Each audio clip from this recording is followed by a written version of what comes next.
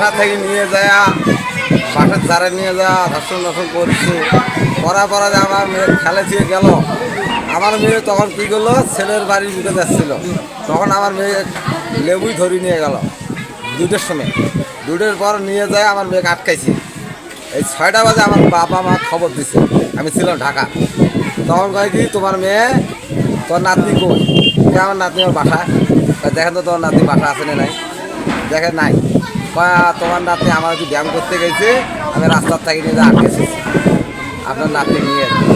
তা আমার বাবা না যায়, আমার মা গেছে। আমার মা ইস্কে ভরা করে দিচ্ছে, মা ইস্কে আর ধরে নাই, নামি গেছি তার থেকে। যাওয়ার পরে আমি মেয়েটাই শুনলাম, তোমার লেবু কিছু কইছে নাকি? কয় না। তোমার কে আটকে আসছিল? কয় লেবু আটকে আছে। কটার থেকে? কয় 2টার থেকে।